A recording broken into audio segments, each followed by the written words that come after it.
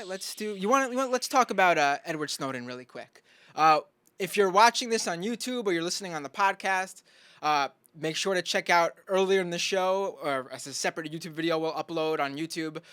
Michael interviewed Juan Cole, and they discussed the NSA whistleblower, and I think we should just talk a little bit more about the man himself. Who leaked this information to Glenn Greenwald. He came out yesterday. He told The Guardian he wanted to come out public, and the Guardian released a 12-minute video with him, which I urge you all to check out. Some very interesting stuff. I just want to quickly discuss. He's a 29-year-old. His name's Edward Snowden. He's a former technical assistant for the CIA.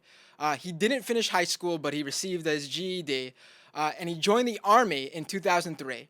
And was discharged after breaking his leg during a training exercise. During that time, he started working as a security guard at an NSA facility, and then from there, he began to work at the CIA in IT intelligence. He said that it's during this time that he started to become disillusioned with the government. In 2008, he voted for a third-party candidate. He didn't specify who, but he did say that he did not leak this information that he wanted to leak in 2008, because when Obama was coming in, he said he had hope that Obama was going to rein this type of stuff that was happening in. He did not think Obama was going to broaden this stuff. So he did. I mean, for all the Obama apologists out there saying this guy's got a thing against Obama, he just hates Obama, he's out for Obama. I mean, I don't think how you can argue that when he said himself he could have leaked this stuff years ago, but wanted to give Obama a chance. There's no evidence of that whatsoever. Yeah, he donated to Ron Paul in 2012. I mean, go to jail. Extradite him. There's people. Yeah, that's it. Forget it. Throw away the key. I mean, it's good that maybe Ron Paul's rhetoric influenced him in somewhat, but I mean, at the same time, Ron Paul. Let's not heroic make Ron Paul have to be something better than he is. While he just started working, I think for a few months he's been working for a private defense contractor. It's a firm called Booz Allen. They do a lot of Hamilton. Booz Allen Hamilton. They do a lot of stuff. I think in their they're actually working with the NSA, right? I think that's what the capacity. In fact, I believe 98% of their revenue comes from government contracts. I believe they make $6 billion from the government. They're a really big government contractor, and they do consulting and defense stuff. And, So Edward Snowden gave up this job he had. He had a girlfriend. He was living in Hawaii to do this Booz Allen job. He said he was making $200,000 a year. He said, I believe it was 2 weeks ago or one or 2 weeks ago, he told his employer that he needed to take time off, and he just said he'd be gone for 2 weeks or something like that. Who was it? I think this was And then he told his girlfriend that he had to go away, didn't tell her any more information, but he said she wasn't suspicious for any reason because he's a government contractor. I mean, he said this isn't the first time he's had to tell her he was leaving and couldn't tell her any information. And he said he went to Hong Kong, but he has no intention of hiding because he doesn't think he's doing anything wrong. You had something to say about him going to Hong Kong. Well, I have two things to say about him.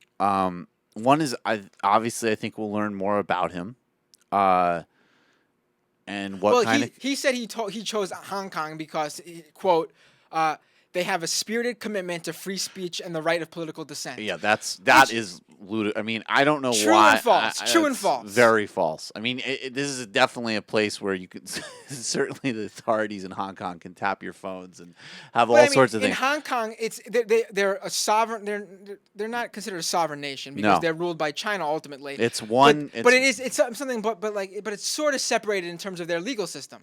They do. No, the system is one country, two systems. But the thing in China, for example, in China, you can't go about celebrating the remembrance of Tiananmen Square every year. But in Hong Kong, they do, and they have a big event, and they can do that in Hong Kong.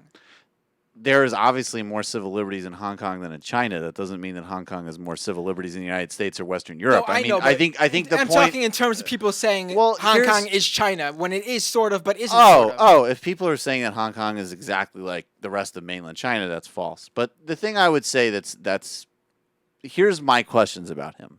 I think that the first wave of disclosures that had to do with NSA and PRISM are really important.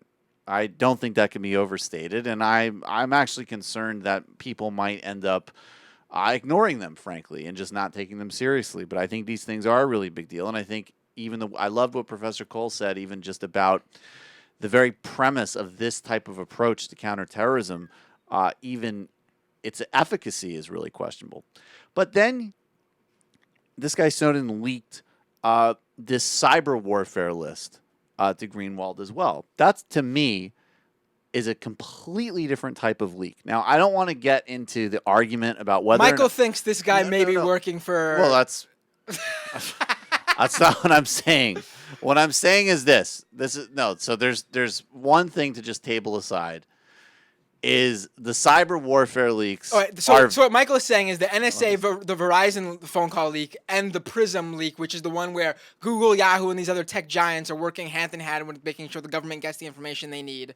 He says those leaks are fine. The government, the public should know about that. I would say they're not only fine; they're essential and really positive and heroic whistleblowing. However, this cyber warfare leak, what was actually leaked? First of all, none of it is in any way surprising. It's barely even controversial. Frankly, I would much prefer a cyber approach to Iran than actual warfare. True, of course, yes. The Chinese engage in it regularly. This is part of national security strategy, like it or not. There's nothing in there that's shocking or unexpected or dangerous or in any way effective of American citizens.